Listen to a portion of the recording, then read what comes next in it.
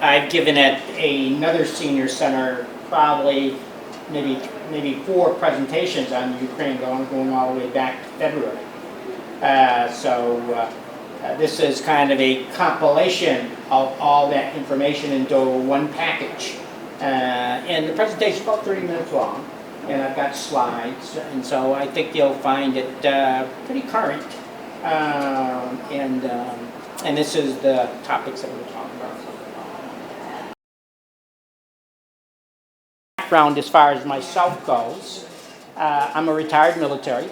I spent 22 years in the Army. The latter part of my career was really spent, for the most part, in the research and development and procurement of military weapon systems.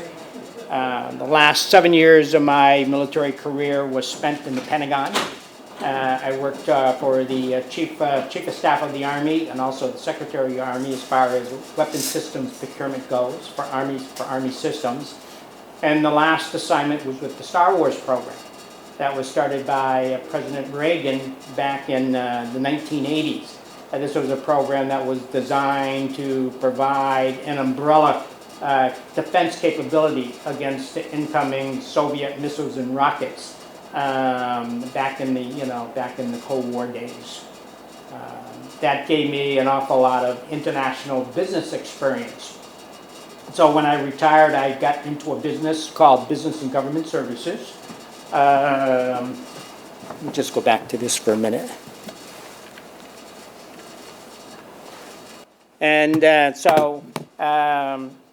after I retired, I got into a business called Business and Government Services. Did that for 7 or 8 years. And I had a young family. I was doing an awful lot of traveling because there's not a lot of international business, especially government international business in this area. And I got to the point where I was doing too much traveling, but because of my international business background, I had the opportunity to become an associate professor of international business at the American International College in Springfield, Massachusetts. I spent 22 years there. Finally got to the point where it was time to retire and move on, but I wasn't ready to retire per se, so I got back into the business that I started when I retired from the military. And I've been doing that, since retiring. Because of my military background, because of my affiliation with American International College, probably over the last 15, 20 years, I have been in and out of the news in the local area, reporting on international events and world events, economic, global situations, things of that nature. And I've always felt that professionals have I won't say have an obligation, but really should try to give back to the community. And this is my way of giving back to the community, my expertise from a military perspective and also from a world events perspective as well.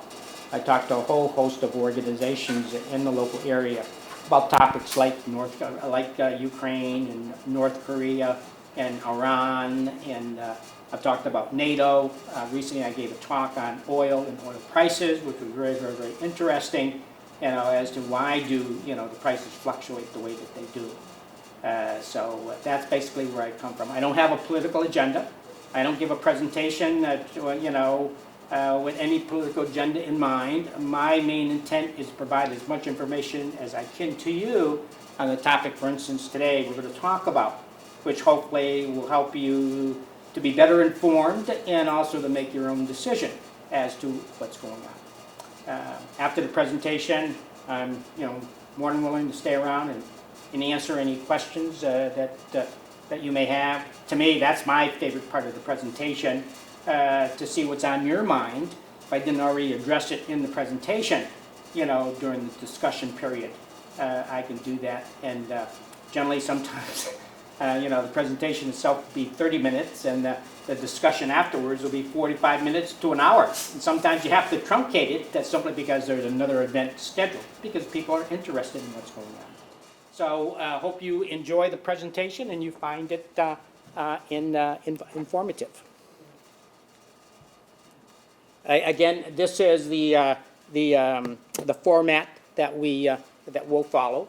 I also have slides that I'll interject as I go along in my presentation.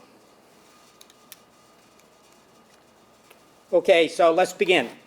During the 1990s, Ukraine moved towards a, well, before I do that, what I generally like to do is to give you a sort of a geographical presentation of what we're talking about.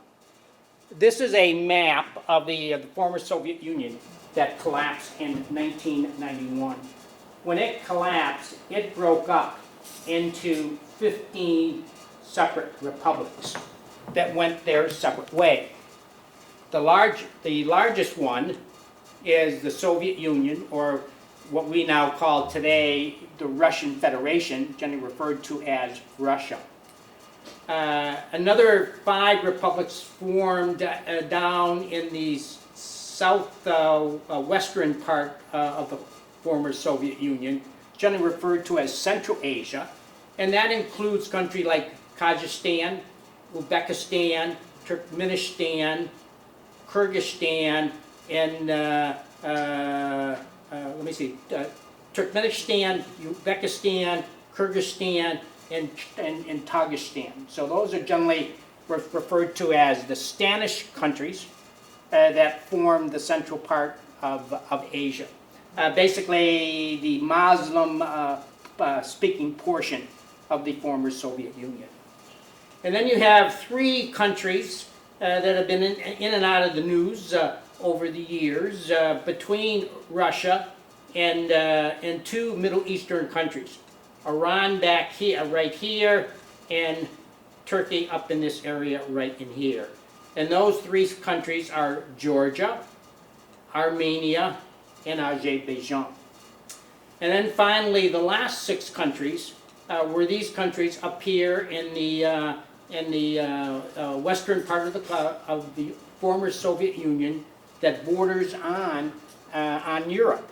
If you remember, at the end of World War II, and I'll show you another chart, the Soviet Union was able to take control of the eastern part of Europe, the Eastern European countries.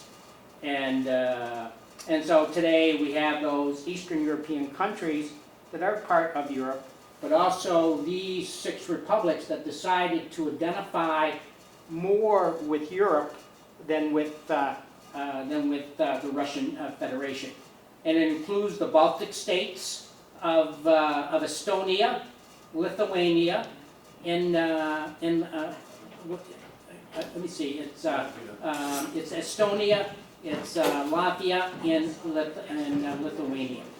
And then you have the other 3 republics, which is Belarus. You've got the Ukraine, which we're going to be talking about today, and also the country of Moldova. This is a map that kind of tries to put into perspective the European situation. When you talk about Europe, you can generally break it down into 5 regions. You've got the yellow part, which is generally referred to as Western Europe, centered on Germany, in France, in the Benelux countries of the Netherlands, Belgium, and Luxembourg. You've got the British Isles, consisting of the United Kingdom, and also the Republic of Ireland. You've got the Mediterranean countries, Spain, Portugal, Italy, and Greece, for example. You have the northern countries, sometimes called the Nordic countries.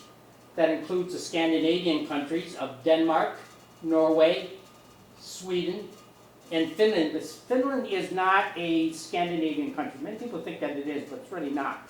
The 3 Scandinavian countries are Norway, Sweden, and Denmark. But Finland is part of Northern Europe, and also so is Iceland as well. And then you've got the last region, which is Eastern Europe.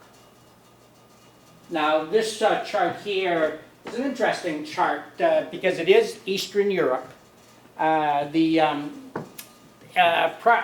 to the end of World War II, all these countries to the south was part of Europe. When the Russians came in and took control of the Eastern European countries, they became known as the Warsaw Pact countries.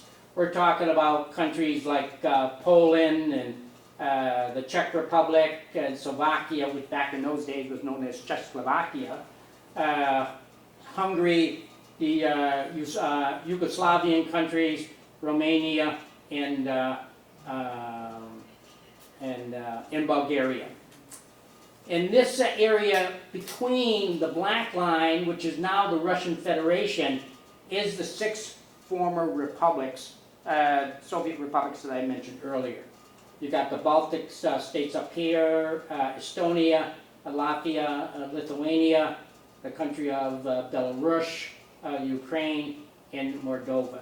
And this is generally referred to as the new Eastern Europe that consists of not only the old Eastern European countries, but these 6 republics as well. And this map here shows you the situation in Ukraine as of 2014, when the Russians took control of the Crimean Peninsula and also established a separatist movement in the Donbass region of eastern Ukraine, and the 2 regions were Luhansk and Donetsk. And so this is the situation as of 2014, and I'll kind of explain how that situation developed in 2014. And as of 2022, this is our starting point. This is where the Russian Federation was at the time of the invasion in February 24th, 2022. And I'll show you a chart a little bit later in the presentation that will kind of show you the current progress of that invasion. So with that background geographically, hope you'll have a better appreciation of what I'm talking about. During the 1990s, as I said, the Soviet Union collapsed and they broke up into 15 separate republics, each going its own separate way. So during the 1990s, Ukraine moved towards a closer alliance with Europe.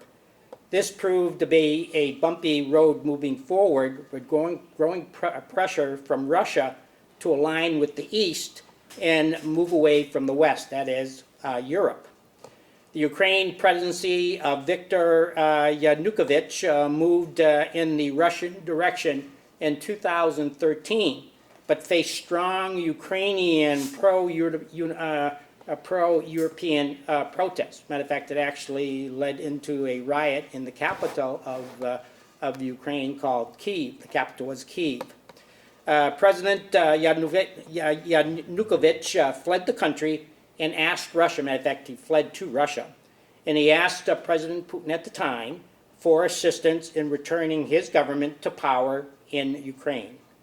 Russia intervened in March 2014, which led to the Russian annexation of the Crimean Peninsula and a Russian separatist movement in the Donbass region in eastern Ukraine. Open warfare broke out between the separatist forces and the Ukrainian military forces in that region. And so that was the situation and how it evolved in 2014 that led to the separatist movement and also to the annexation of the Crimean Peninsula. Over the past 8 years, under President Pedro Poroshenko, 2014 to 2019, and the current president, Volodymyr Zelensky, Ukraine continued to move towards membership in the European Union, generally called the EU, and the North Atlantic Treaty Organization known as NATO. NATO was an organization that was formed after World War II to provide for the military defense of Europe against the possibility of a Soviet Union invasion at the end of World War II. I mean, obviously Europe was very, very weak at the time, and NATO was formed to provide a military capability should the Russians decide to go past the Warsaw Pact countries into Europe itself. Early 2021 marked the beginning of the Russian military buildup on the border of Ukraine, which by February 2022 had grown in strength to a military force close to 190,000 soldiers. On February 21st, 2022, President Putin gave a speech to the Russian people, providing his rationale for the pending invasion into the Ukraine. Following that speech, he announced that Russia had accepted the Luhansk People's Republic and the Donetsk People's Republic Declaration of Independence. When the invasion, just before the invasion started, those two regions in the Donbass area where the separatist movement was ongoing, the separatists in that area decided to declare their independence. They wanted to break away from the Ukraine. And Russia used that justification to start the invasion on February 2024. And at the time, the Russian President Putin claimed that it was a peacekeeping mission to protect the two newly declared republics from the Ukrainian military aggression. And so, obviously, you should have two questions at this point, or at least you should have two questions. You may have more. But one of the questions was at the time, and again, we're going back to February 2024, where is President Putin coming from? Why is he doing the invasion? And two, what does President Putin really want? Why is he, going into this invasion? These questions are really difficult to get your arms around because President Putin is a very complex leader who is a former KBG. That is the equivalent to our CIA, Central Intelligence Agency. The KGB was the CIA version during the Soviet Union. So he has a very long history with the former Soviet Union.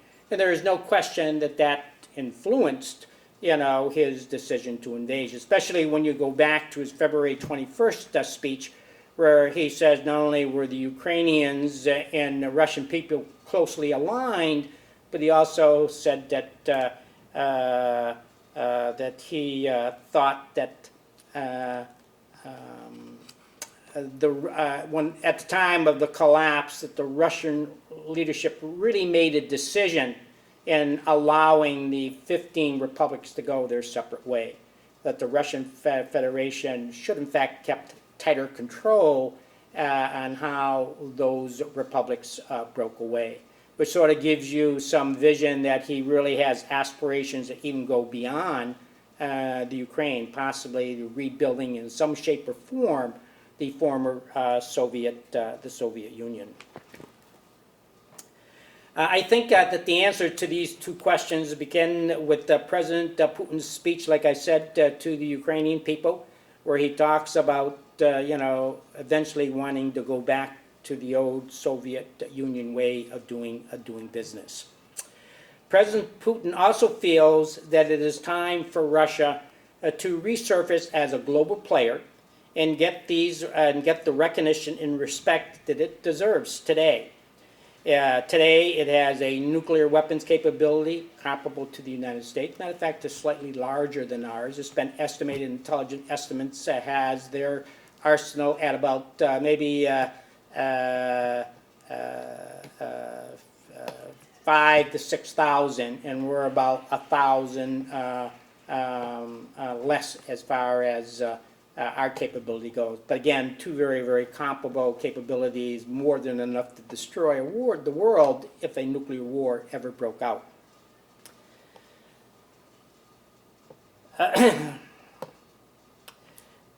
Certainly, U.S., let me see, the Afghan pullout last year has raised the question, will the U.S. really stand by its allies?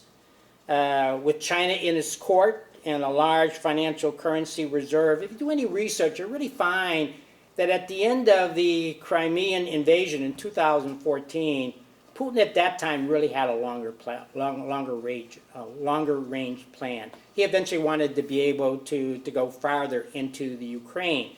But he recognized that when he did that, he was going to run into a lot of resistance from the free world, especially from NATO and the United States. So he started building back in 2014 for that eventuality, especially from an economic and financial perspective. Certainly, and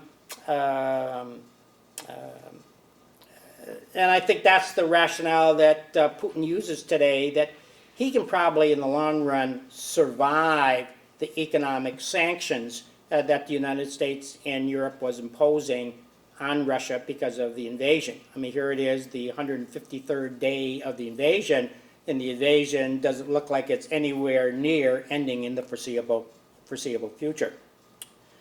Certainly, a Russian success in Syria has helped to shore up Russia as a key global player. Today, President Putin sees the West, Europe, the United States as weak. So why not flex his muscles and see just how far he can go? President Biden helped to set the stage by saying before the invasion started that maybe a minor incursion into Ukraine might be acceptable. And he also assured President Putin that no U.S. NATO forces would set foot in the Ukraine. And so, in a way, it was an invitation, yeah, go ahead. Depending on what you do may determine, not only what the United States, but what NATO would do. So he decided to test the water, be it right or wrong. Ukraine's continued movement towards the EU and NATO membership is certainly the catalyst that set President Putin off. But the problem is much bigger than Ukraine itself. It really started with the ascension of the 6 former Soviet republics into Europe, which has already resulted in the 3 Baltic states that I've mentioned joining NATO in 2004, with an open door policy for the other 3 countries to join NATO, that is, Belarus, Ukraine, and Moldova. At the March 2007 NATO-Russian Security Conference, President Putin gave a speech that emphatically warned Europe and the U.S. that any further NATO expansion, especially to Ukraine and Georgia, would lead to serious consequences. In 2008, U.S. President Bush administration continued to push for Ukraine and Georgia membership in NATO. That same year, 2008, what did Russia do? It invaded the country of Georgia, who had indicated that yes, they would join NATO. The Russian army invaded the South Ossetian region of Georgia to protect Russian minorities who were alleging the mistreatment by the Georgian government. Today, this area is under Russian military occupation. So part of Georgia is now in fact controlled or under the influence, the military influence of Russia. And that has really precluded Georgia from openly continuing to move forward as far as its desire to join NATO. Another big concern to President Putin is Ukraine's move towards a democratic country and the threat that presents to President Putin's autocratic rule in Russia. Geez, if Ukraine becomes a more democratic country, that really does jeopardize, his ability as an autocratic ruler to continue to control Russia. Well, if Ukraine can do it, why can't Russia do it as well? And certainly one way of stopping that is the invasions. Some political analysts say that this is President Putin's greatest concern with Ukraine. There is also the question of what legacy does President Putin want to leave behind? President Putin clearly wants to be remembered as the Russian leader who reunited the former Soviet states and made Russia great again. So that's kind of the arguments that he's been using in the past for his justification, to invade the Ukraine. Now let's turn to the U.S. and Europe and NATO involvement in the Russian-Ukraine crisis. Let me start by showing by asking some upfront questions. Did the U.S. and Europe do everything that they could to avoid the Ukraine invasion from happening?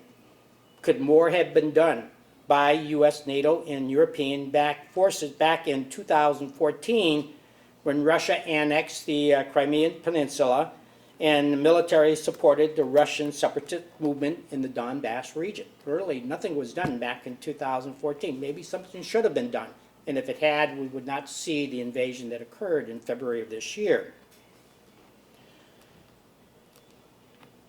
In looking at the national security concern, not only from a European, but also from a Russian perspective, was it prudent for NATO to expand membership to Eastern European countries starting in 1999 and then on to the Baltic states in 2004? And despite growing Russian concerns to keep the NATO door open for Belarus, Moldova, and Ukraine, again, all former Soviet republics. Is it surprising that Russia is alarmed with NATO buildup so close to its border? Would Europe be equally concerned if Russia started to bring military troops and offensive missile systems into Belarus and Crimea? I ask these questions not to rationalize to rationalize the Ukraine invasion, but to try to put into perspective the rationale that went into that decision. Clearly, there is no question. I want to go on the record saying that clearly there is no question that the invasion is wrong. But there are a whole host of factors that you have to really take into consideration, in finally deciding, where you stand as far as the invasion goes.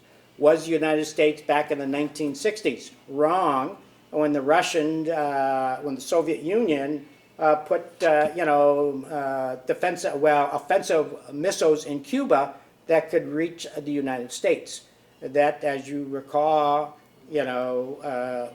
created a situation where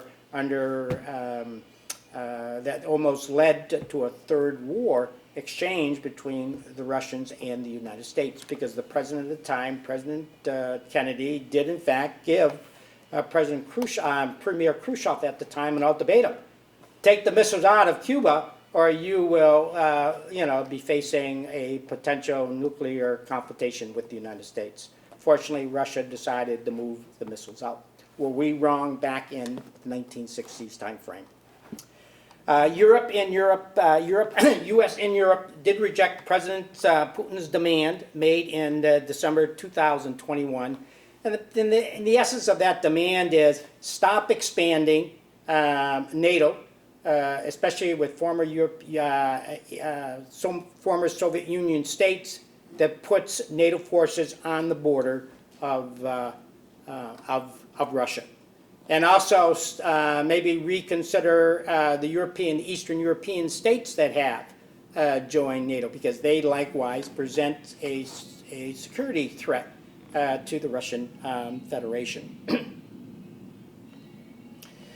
The United States in Europe declined, did not accept those demands, but they left the door open in that they were willing to negotiate arms control, more transparency as far as NATO military exercises, and even conditions under which Ukraine could join NATO. Again, what the U.S. NATO was saying, no, we're not going to meet your demands, but we're more willing to be in the future transparent as to what NATO is doing, so that we don't leave the impression that we're trying to build up forces to eventually invade the Russian Federation.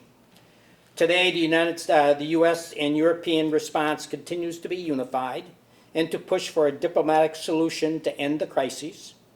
Despite the Russian buildup, the U.S. and NATO have refused to put combat troops into Ukraine or establish a no-fly zone over Ukraine, because Ukraine is not a member state. There is also a fear that inserting NATO forces into Ukraine would escalate the conflict to a nuclear weapons confrontation. Since the start of the invasion, again in February 24th of this year, U.S.-based troops have been deployed to Poland and Romania. Currently, at the time of the invasion, we had about 80,000 U.S. troops in Ukraine. As a result of the invasion, we have added an additional 20,000 troops from the United States, some of which came from the 82nd Airborne out of, I think, North Carolina. And these forces were specifically added to Poland and Romania, which is on the border of Russia. NATO Rapid Reaction Forces have been dispatched to NATO countries bordering Ukraine, Moldova, and Belarus, and most of those forces have gone to the Baltic states that I mentioned earlier. U.S. and European countries have also increased military assistance to Ukraine, like providing, at least back in February, the Javelin anti-tank missile, the Stinger anti-aircraft missile, Switchblade hovering drones, generally referred to as unmanned aerial vehicles, small arms, ammunition, and military equipment and supplies. Today marks the 153rd day of the invasion, which started on February 24th, 2022. It was an invasion that President Putin thought would be over in a few weeks with the complete collapse of the Ukrainian government and an end to NATO's eastward expansion towards the Russian border. Over the past 5 months, the invasion has shifted from a countrywide attack, where it was really attacking the north, the south, and the east, in the first month of the invasion, to a more focused attack in the Donbass region of the eastern Ukraine, which started on March 25th, 2022. In the first month, they had a very, very aggressive plan that Ukraine would collapse very quickly, and he found that that wasn't the case. He really underestimated the capability of the Russian forces and determination of the Ukrainian forces, not to surrender. And so in March 25th, they shifted from that countrywide focus to a more focused on the eastern part, where they had the separatist movement going on in the Luhansk and Donetsk regions.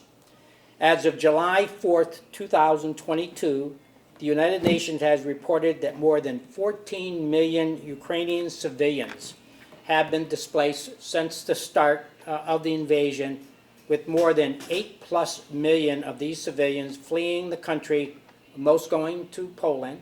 It's been estimated about 4.5 million as of early July.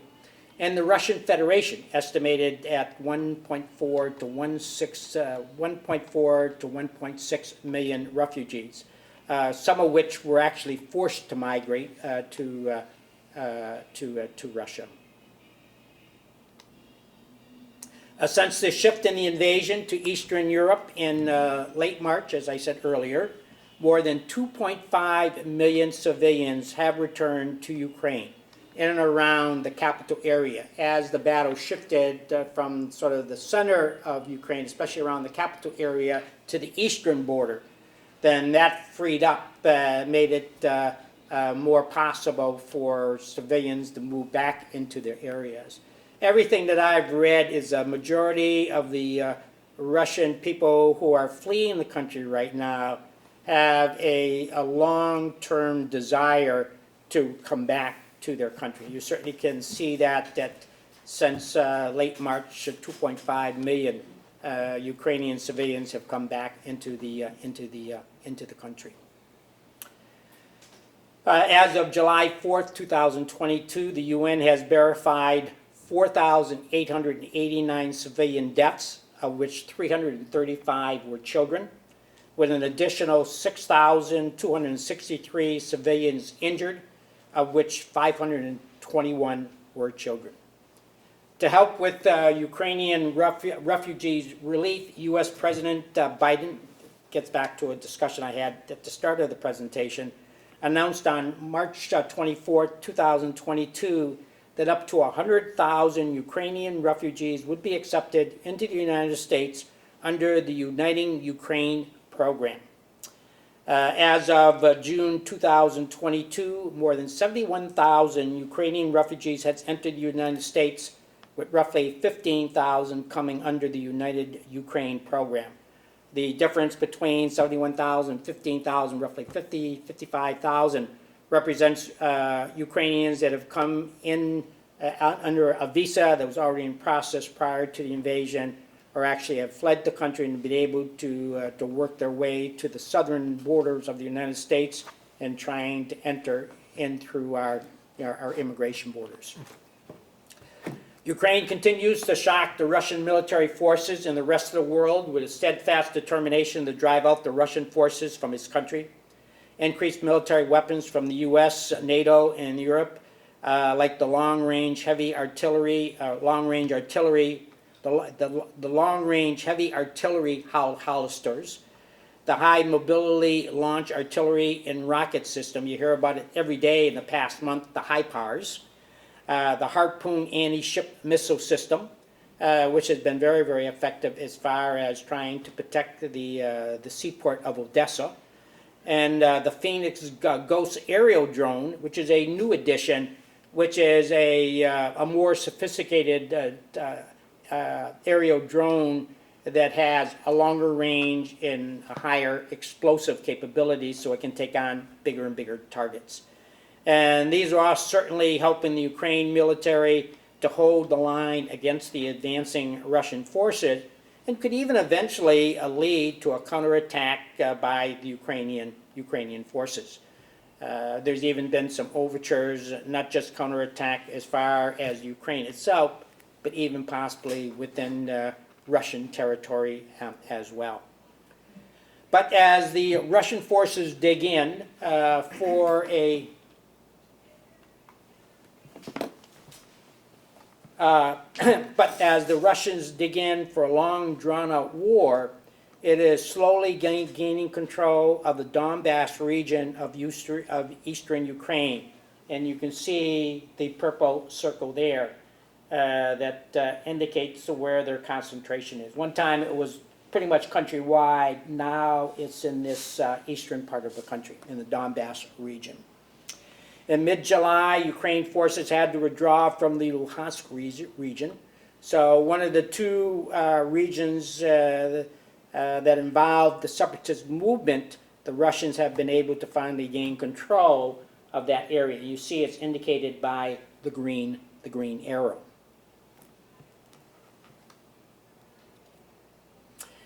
Since the taking control of the Luhansk area, the Russian forces kind of didn't have a ceasefire, but they pulled back and used that as a time to regroup to begin the second phase of the attack, which is to take the Donetsk region. Again, we're another one of the two separatist movements that goes back to 2014. And that's indicated by the yellow arrow. The collapse of these two regions will give Russia a land bridge needed to connect the Crimea Peninsula through the Donbass region to the Russian border.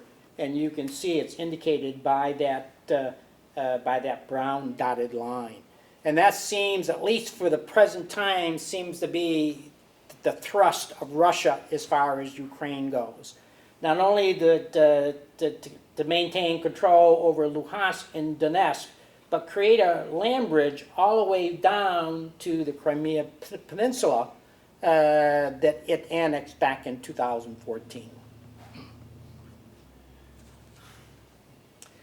Of growing concern over the past month has been the increased Russian attacks on civilian sites like the recent shopping mall, which raises the question, why is Russia doing this? It might be part of the Russian military strategy to crush the spirit of the Russian people and force Ukrainian President Zelensky to negotiate a peace settlement on less than favorable terms. Or possibly it might reflect the use of older and less accurate weapons from the Soviet era as the invasion drags on and advanced weapon systems like cruise missiles are depleted. Again, Russia thought this conflict was going to be over in a week or two. We're now going into the 5th month. They've depleted a lot of their resources. So now they're starting to go back to the Soviet era type of weapons that are not very accurate or reliable, and could be part of the reason for the collateral damage that we're seeing today. Despite the Donbass region setback, the Ukraine military has been able to halt the Russian forces' advancement towards the seaport city of Odessa. You can see indicated by the red arrow. In fact, in early July, Russian forces had to withdraw from Snake Island, which is off the coast. It's in this area right in here. Unfortunately, I didn't have a map that showed Snake Island, but it's just off the coast of Odessa. The Russians had control of it, and it gave them the naval capability to be able to launch an attack on the seaport of Odessa.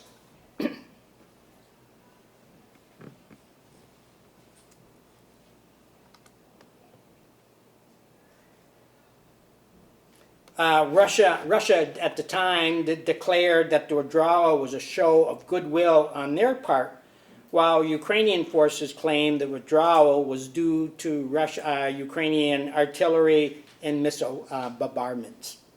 The fall of Snake Island and last week approval of a UN-sponsored naval escort through the Russian blockade of the Black Sea may prove to be a turning point for Ukraine in exporting over 22 million tons of grain from Odessa, which is critical to Ukraine's economic survivability, and will also help to provide some needed relief to the growing global food crisis that you've heard about in the news. Russia produces about 15% of the world's grain. Ukraine produces about 13 to 14%, so collectively they produce close to a third of the world production of grain, and that's obviously having a global impact, especially in Africa, in the Middle East. It's been estimated by the United Nations that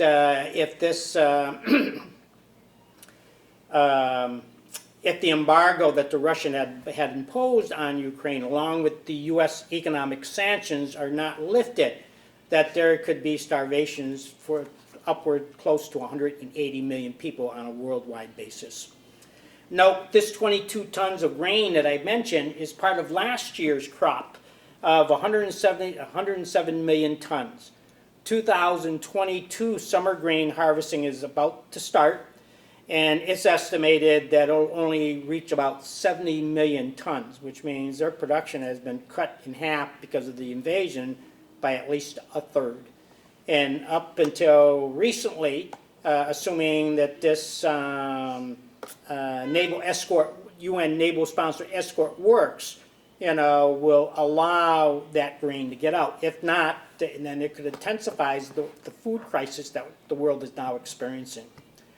The ongoing battle for the Donetsk region and the cost in troops and military equipment that Russia will pay may set the stage for future Russian military operations in Ukraine. Russia is a very, very large military force, but it's like any country. When you experience a lot of loss as far as troops and military equipment in any warfare, it impedes your ability to be able to continue to fight that conflict.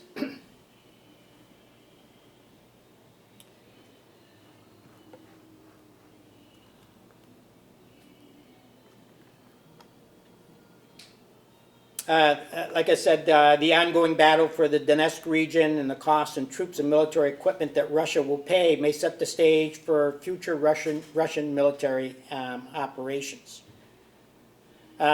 Recent military actions against Odessa, just recently in the last week or two, they've increased their military operation as far as Odessa goes, may indicate that the Ukrainian invasion is far from over. Matter of fact, just yesterday, the Russian Prime Minister Lavrov indicated that the Russian objective may go beyond eastern Ukraine. It may very well go on to see the removal of President Zelensky, Ukrainian President Zelensky,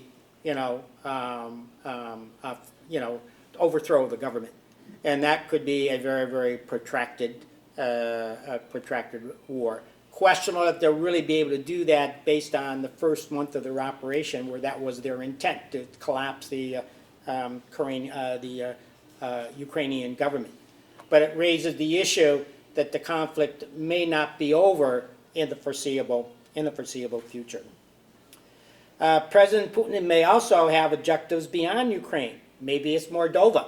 If they take Odessa, right here, you can see they have a very, very short distance to go to get into Ukraine, and that's kind of represented by this blue line here. Again, Moldova is a former Russian republic. It kind of aligns with his February 21st speech, where he really thinks that it was a bad decision to allow 15 republics to declare their independence. Or possibly he may decide to go on and invade the Baltic states, which are NATO countries, using the Lithuania and Kaliningrad crisis over economic sanctions as justifications. If you look at the black arrow up in the north, you have Kaliningrad, which is a Russian enclave that the Soviet Union gained control of at the end of World War II.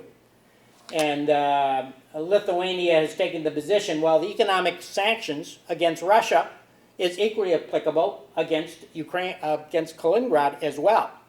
And that has really created a lot of concern, and not only in Russia, but also the European Union. And it's only just recently that Lithuania decided that they will only put the sanctions on war-related material, not everyday goods and services. But it gives President Putin a justification that he needs to make the argument that, well, maybe he should go into and protect Kaliningrad, which would put the Baltic states, again, 3 former Soviet republics, in danger. Hypothetical as to what he would do, but it's certainly within the realm of possibility, and that's what I'm trying to lay out. It could also, it could be so bold as to try to go into an Eastern European country, a Warsaw Pact country, as in the case of Poland, because Poland has been sort of the epicenter for all U.S. and NATO military assistance that has been provided to Ukraine since the start of the invasion in February. It is also possible that Russia is entering a new phase of the invasion, where Russian President Putin is going back to the Russian basics for waging war. That is, dig in, use artillery, rockets, and missiles to decimate the enemy, and then slowly move troops forward. This strategy not only drags out the invasion, but also wears down your enemy. Russian President Putin believes that the West, as the invasion drags on, will give in first and force the Ukrainian President Zelensky to negotiate. Reason why the invasion has lasted as long as it's had, or the Ukrainians have been as successful as they have been, is because, of the military assistance that they're being provided from the U.S., NATO, and Europe. But it's like any country. You can only provide that support for so long before it starts, eroding your own military capability. And so if you go into a war that's just wait, then eventually, the West, the European country, the United States may take the position we just can't continue to support this war because it's having an economic and military impact on us too, that it could force President Zelensky to negotiate. Besides military assistance to Ukraine,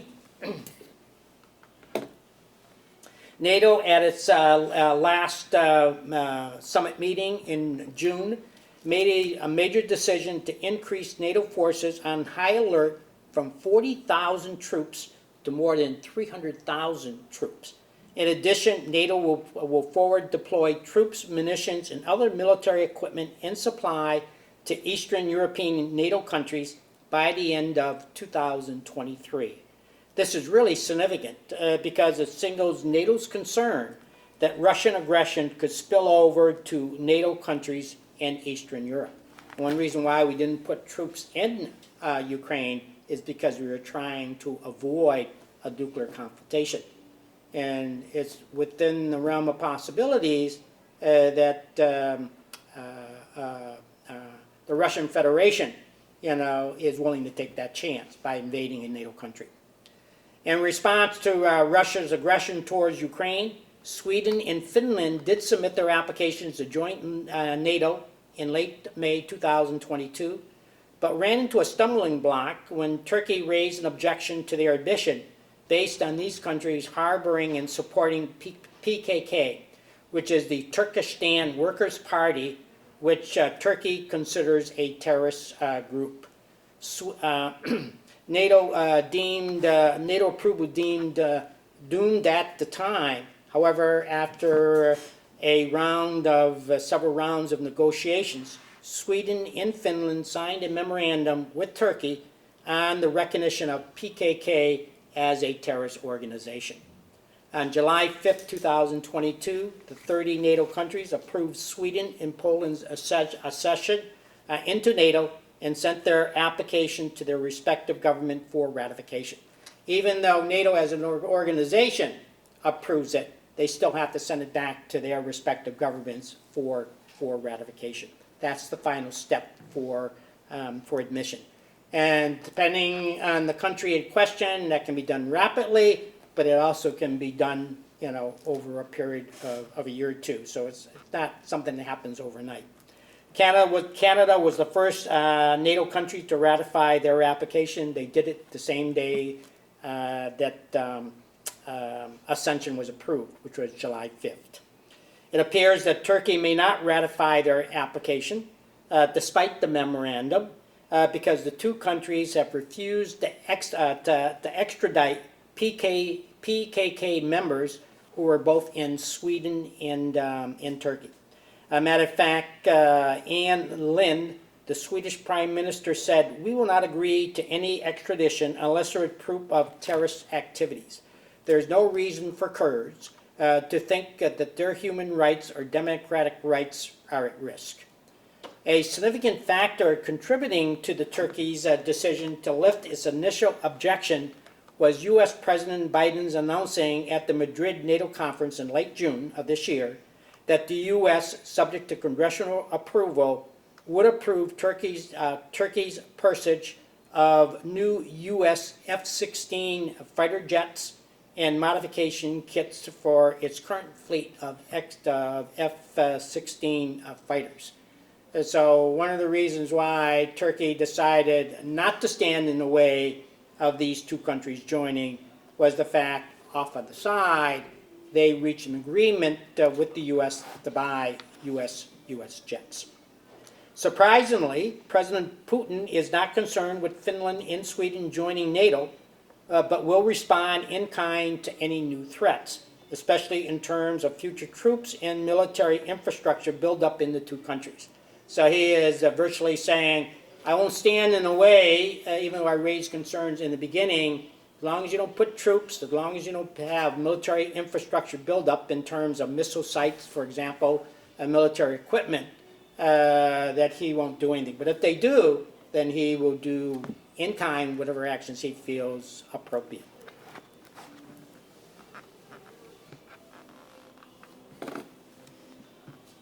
And this chart here shows you the two countries, Sweden and Finland. Up until the time of the invasion, they basically were not members of NATO, and they had sort of taken a international neutrality posture as far as its dealings with both Russia and the European Union. And you can see why Russia would be so concerned with the ascension of these two countries, especially Poland, because in the case, especially in the case of Finland, because it has an 830-mile border with Russia. Russia was concerned over Ukraine that has a much smaller border. So imagine the concern he must have now with a much larger border now. With two countries that in the past had sort of a neutrality status as far as NATO and Russia went. In the area of war crimes in Ukraine, the International Criminal Court, the ICC, is continuing its investigation, which started on February 28th, February 28th, 2022. The Ukrainian government has likewise held its own trials. So far, 6 guilty sentences have been handed down, with more than 21,000 cases under investigation as of early July. Besides Ukraine, a number of countries are helping with the investigation. For example, U.S. Attorney General Merrick Garland visited Ukraine on June 21st, 2022, and announced the formation of a U.S. War Crimes Accountability Team. The Russian Federation is expected to hold its own war crimes trials in the foreseeable future. So far, they have done nothing, even though they do have Ukrainian soldiers that they have captured.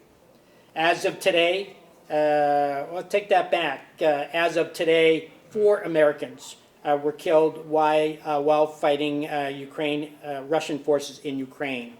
I just read this morning that there have been 2 additional deaths. So prior to today, there was only 2 Americans. One was Luke Simpson and Brian Young. And now it looks like there's 4 Americans that have been killed. Basically, veterans who were not sent in by the U.S., who just volunteered to help, the Ukrainians in their fight. 2 U.S. veterans have also been recently captured by Russian forces in Ukraine.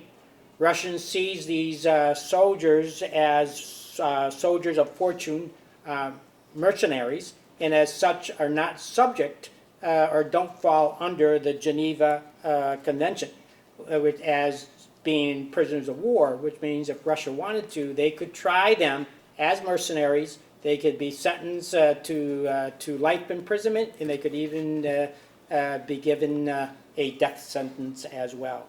However, Russia has not formally acknowledged that they have captured the two soldiers at this time.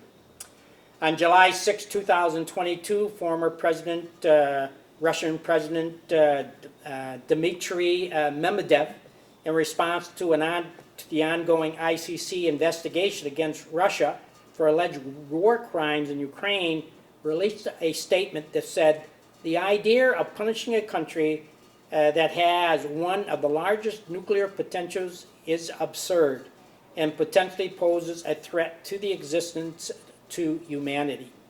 Statements like this are alarming and serve no purpose but to intimidate the world through nuclear war blackmail." I think it is worth spending a few minutes discussing the effectiveness of economic sanctions in resolving international crises. This is the approach used by the U.S. and Europe to push President Putin to end the Ukraine invasion. It can be argued that the economic sanctions to date have failed to end the Ukraine invasion. The obvious question is why? And the reason is that global economic sanctions only work if the global community enforces the economic sanctions. We have, and this just plain has not happened. The UN has proven to be ineffective, due in part to the Russian Federation being a permanent member of the Security Council, which means it has veto power on any action that's brought before them. And any action affecting them, they're going to veto it. China, India, and a number of African and Middle Eastern countries have continued political and economic ties with the Russian Federation. China and India collectively represents about probably 30 to 40% of the world's population, 2 of the biggest economies next to the U.S. and in Russia. For example, as Europe imposes oil and natural gas sanctions on Russia, China and India are increasing its imports to Russian oil and natural gas at a discounted price. Another example is a recent U.S. Intel report revealing that Russia is negotiating a deal with Iran to buy uranium unmanned aerial vehicles, UAVs, for use in Ukraine. I think that it's important to stand back for a moment and look at the Ukraine invasion and the Pandora box that it has opened. It started with President Putin's decision to put Russian nuclear forces on high alert, which has ushered in a new era of nuclear war blackmail. It was followed by the U.S. and NATO decision to deploy no NATO forces in Ukraine in fear of a nuclear confrontation with Russia, but to supply Ukraine with military weapons that has expanded to highly sophisticated weapons like the HIMAR, and the Harpoon anti-ship missiles that have definitely slowed down Russian success in Ukraine, but maybe pushing President Putin into a corner which could have serious consequences. You know, the U.S., NATO tried to avoid a nuclear confrontation by not putting by not putting troops into Ukraine, but based on the amount of military equipment and the success that the Ukrainians are having in using it and slowing down the war, really is pushing President Putin into the corner. And how is he going to react to this? Will he revert to the use of some type of tactical nuclear weapons? Sweden and Finland decision to join NATO in light of the Ukraine invasion will certainly change the military and possibly the political status quo in Europe. Will more Russian troops and nuclear-capable missiles be stationed in Kaliningrad and on the border of Finland? Belarus' decision to station Russian troops and nuclear-capable missiles in Belarus heightens the Russian threat in Europe, especially in the Baltic states and Poland.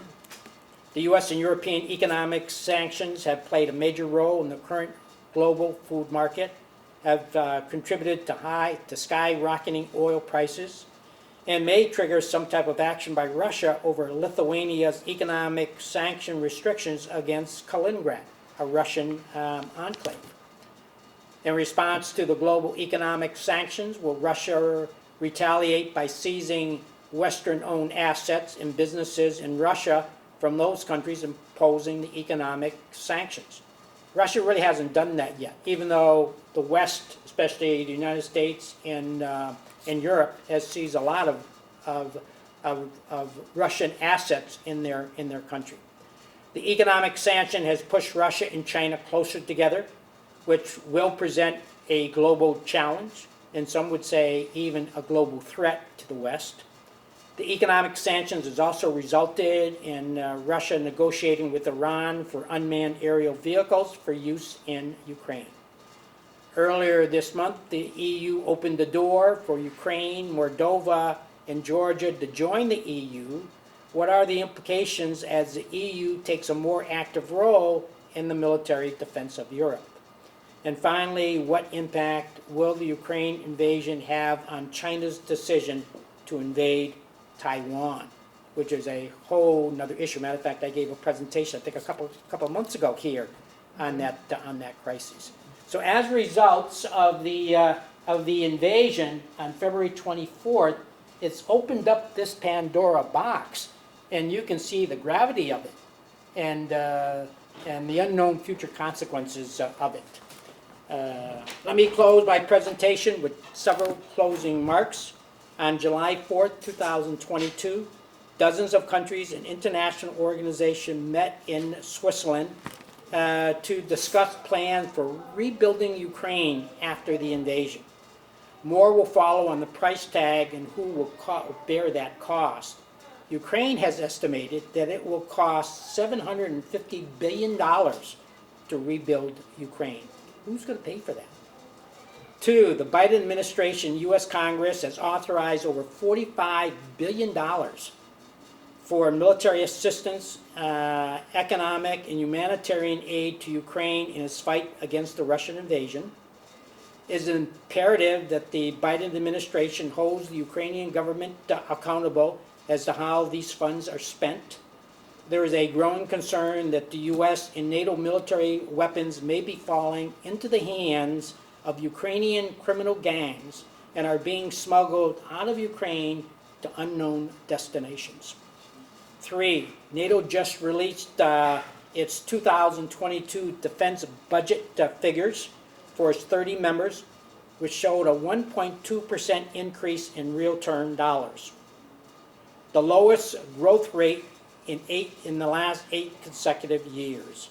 Disappointingly, only 9 countries out of 30 countries are projected to exceed the 2% GDP target. That's domestic, gross domestic product.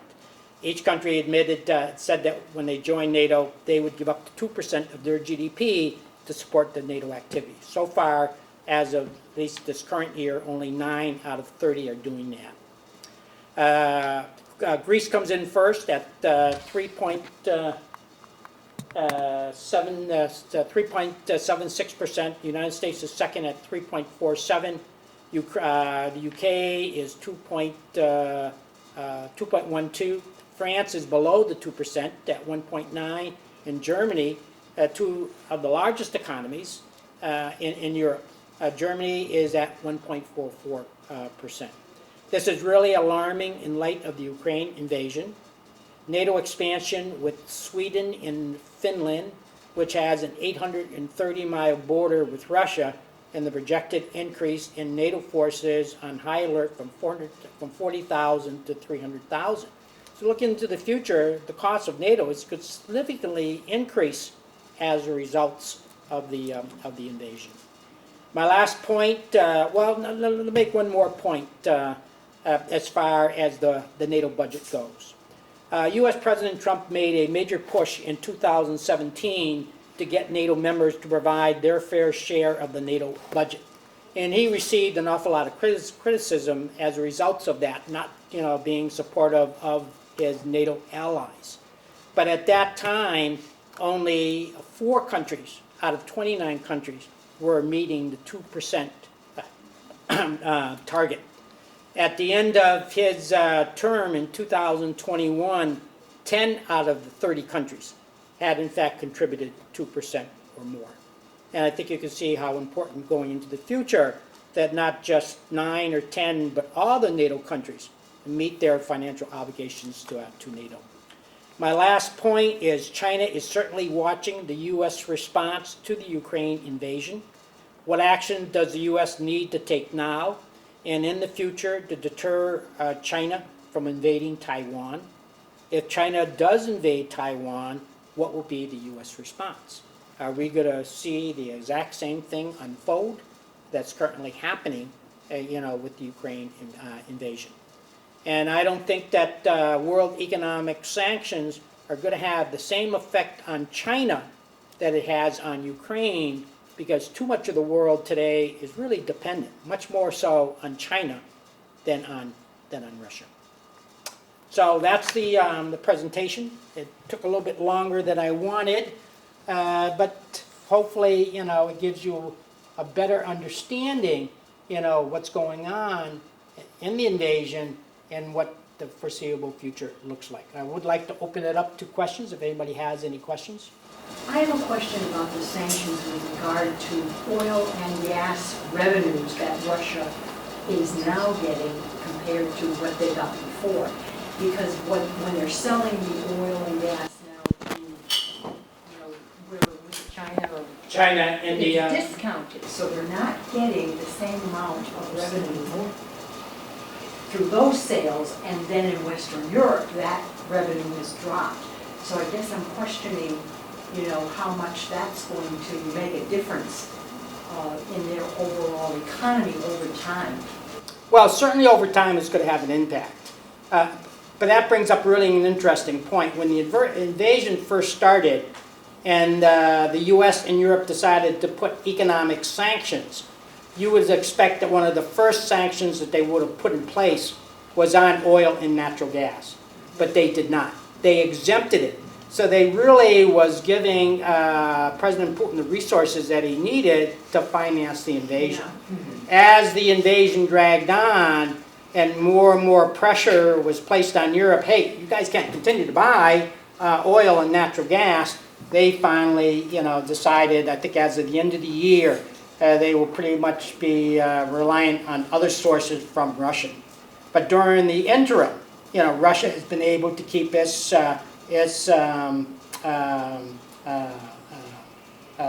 resource, have the revenue that it needs to support the war.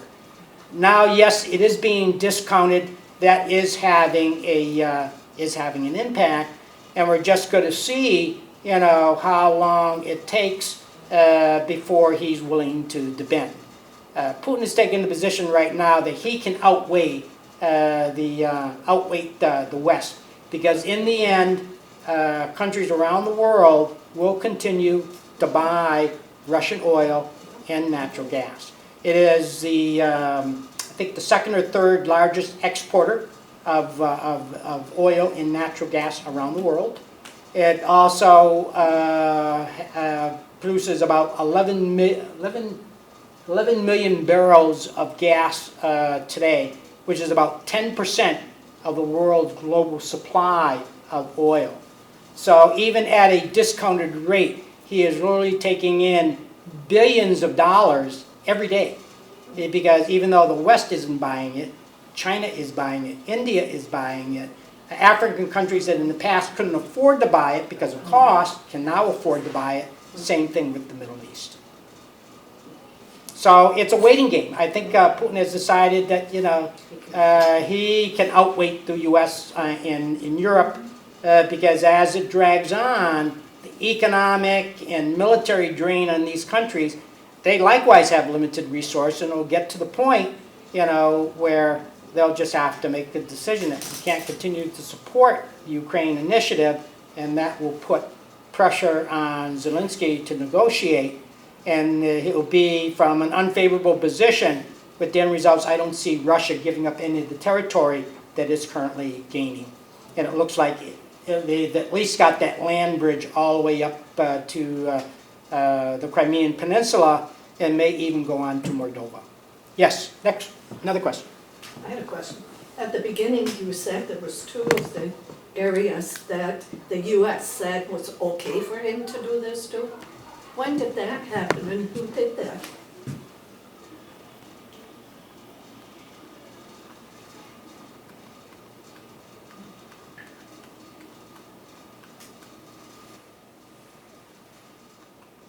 At the time of the invasion, we're talking about the January-February timeframe, NATO had basically decided not to do anything.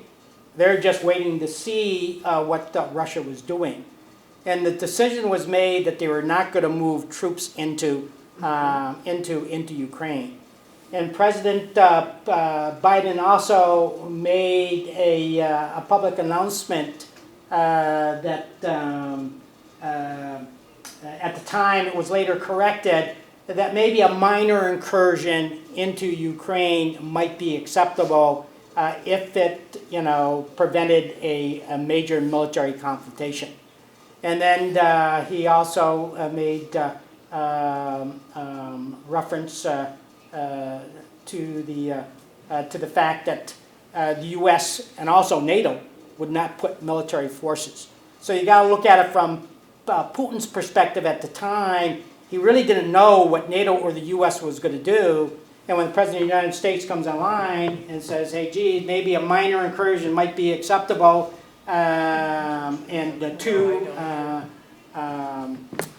we're not going to put troops on the ground, kind of leaves the door open to push and see how far you can go. That was right in the beginning. Yeah, and that was in the beginning. That was in the, I think it was in the either the January or February timeframe, just before the invasion actually unfolded. But didn't you say that those 2 areas wanted to go back to Russia?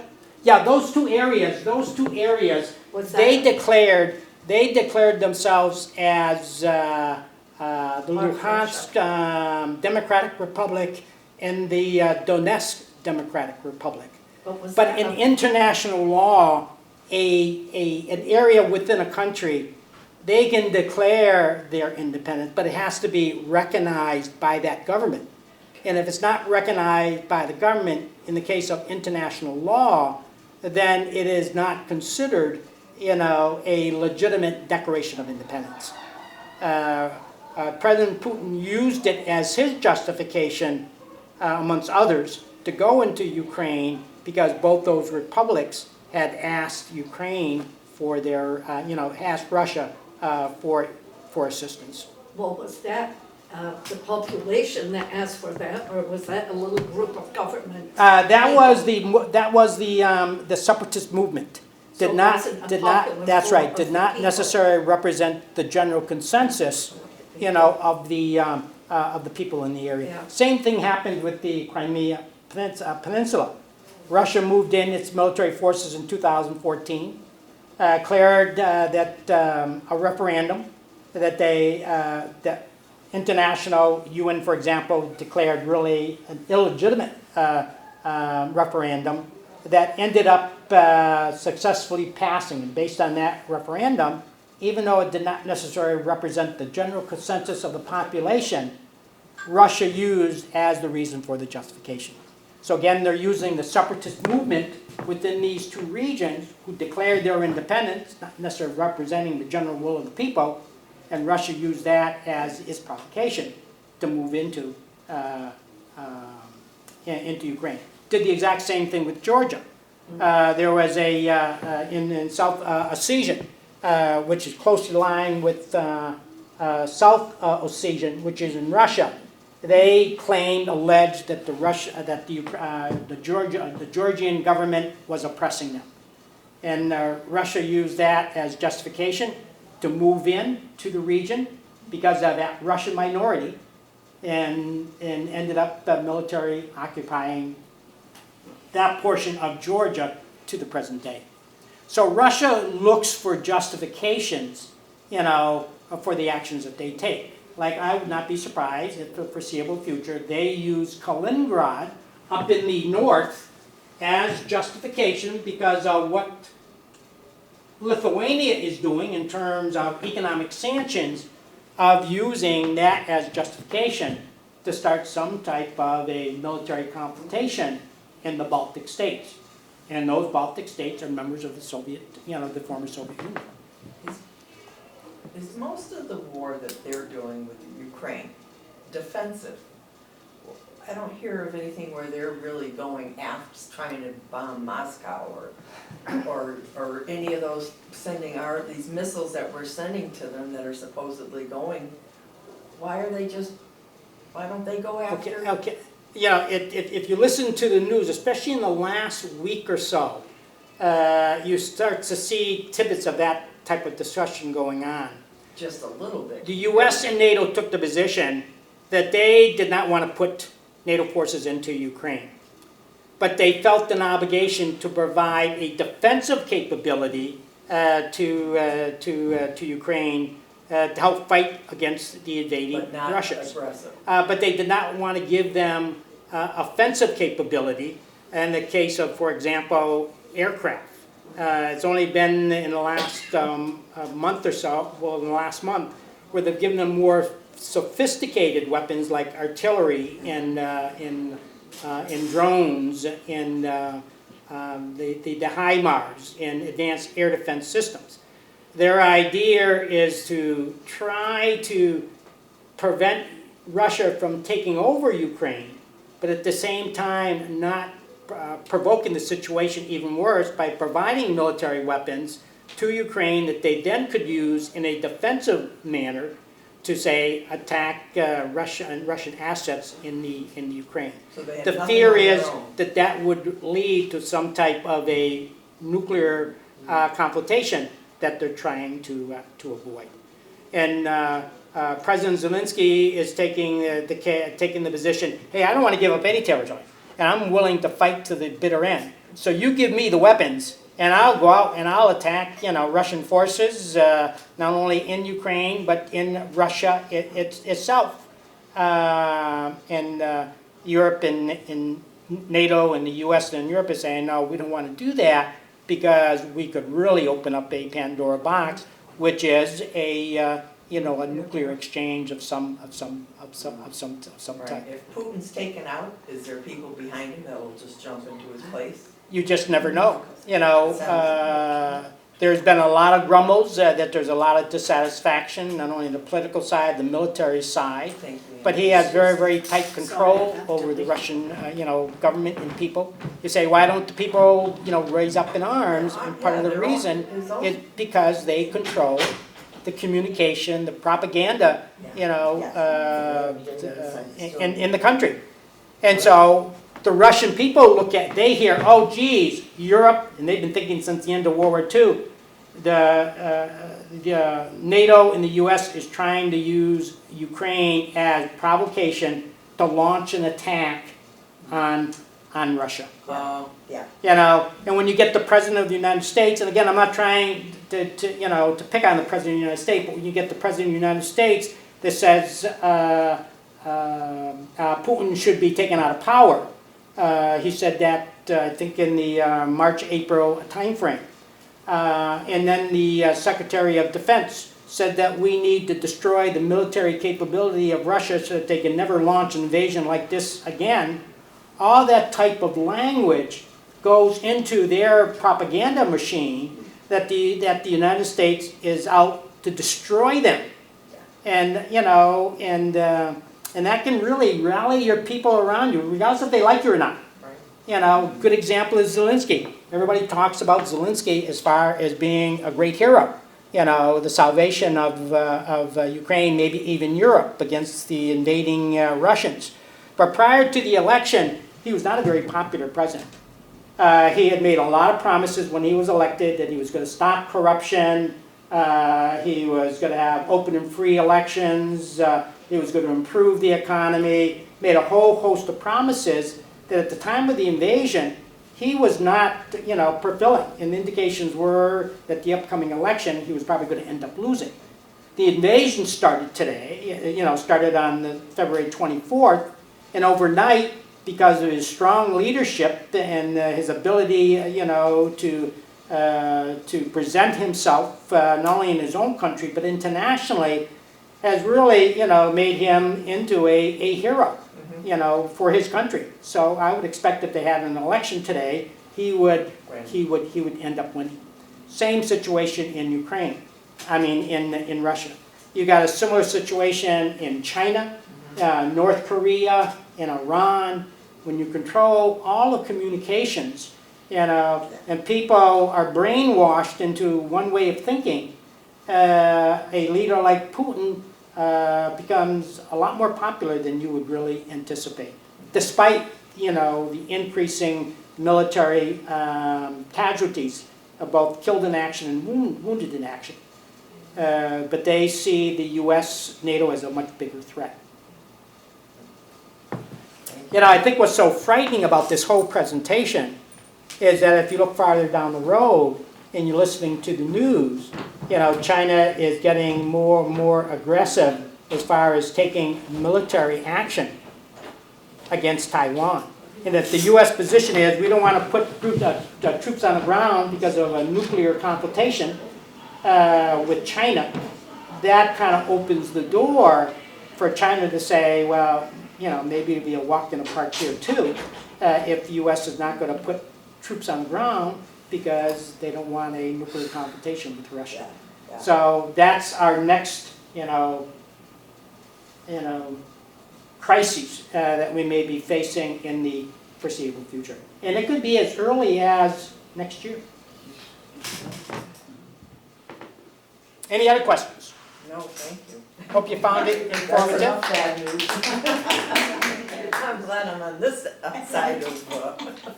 Well, it's really, if you look at the Russian capability and the Ukrainian capability, it's really incredible. Of course, they've had U.S. and NATO assistance. It's really incredible the will of the Ukrainian people to not let Russia take over the country.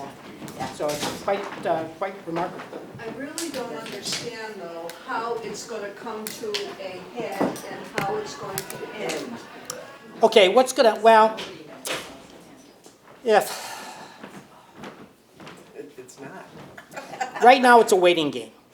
Russia has decided I'm just going to drag it out with the hopes that eventually NATO and the US and Europe will get to the point when you look at the world's economic crises right now, And as the weapon inventories of these countries are dragged down, so we impact our own operational readiness, that in the end, Zelensky will be forced to negotiate. And he'll negotiate not from a position of power. With the end results, pretty much whatever Russia wants, Russia's going to end up getting. And I think it's going to be to hold on what they currently have. And the longer it drags on, it can go into Odessa, it could even go into Moldova. If it stops in the foreseeable future, it may be just the Donbass region. But Russia is not going to give up what they currently have. Would we be in a much, much better position if our NATO allies in Europe helped us, as they really haven't in the past? They're not pulling their weight. Oh, no question about that. No question about that. And you would think that the current Ukrainian situation would definitely reinforce that, will make them recognize that. For example, in a way it had. Take Germany. Germany, in the past, has never really been an active military supporter of NATO, even though it's a member of NATO. You can see it only gets 1.44% of its 2%. But with the Ukraine invasion, the German government authorized $100 million worth of support to be given to Ukraine, and they also have been providing military equipment, not just supplies and equipment, but military hardware as well, especially Hollisters. Why the change? Simply because they recognize the threat that Russia presents to Europe as a whole. It's like going back to the Cold War era period where Russian forces were on your cornerstep. And Well, I guess we have to be thankful for it, but where have they been all these years? well, I mean, I agree, and that was the position, and again, I'm not trying to defend President Trump because he took a lot of heat when he said, hey, geez, all I'm asking is European countries to give their fair share, and if they're not willing to do that, then I'm not gonna leave all my equipment, I'm not gonna leave my troops in your country. It's got 180,000 American troops there, when you're not really doing your fair share, in providing for the defense of not my country, but your countries. And as a result of that, you saw that the contributions went from 4 countries up to 10 countries. And so we just have to wait and see what the future, what the future brings. And if they don't increase it, and you could see that the military expenses are in fact going to increase because of what's currently happening in Europe, then the U.S. is going to have to make a decision. Are we going to continue to give our unfair portion of the defense, or are we just going to plain have to walk away? And there's a lot of undercurrent in Europe, especially with France in the lead, saying that, well, we don't want the U.S., in Europe. We can do it on our own. And we probably should use that as an argument, to move out. Yeah, right. Because we've got a bigger problem growing in the, in the east with China. Yes. Now, an interesting question to ask, why didn't NATO forces, when the Russians were building up, move NATO forces into Ukraine? And they could have used the argument, just the embassies. All the NATO countries have embassies. Move more and more military troops into the embassies. This is considered the territory of that country. And if, in fact, Russia had invaded Ukraine, starting with Kyiv, which they did, if any of these embassies were damaged, that would have been the provocation that NATO needed, to provide even more troops. And I think that if NATO had moved in troops, in the beginning, before the invasion started, I think Putin would have given it a second thought.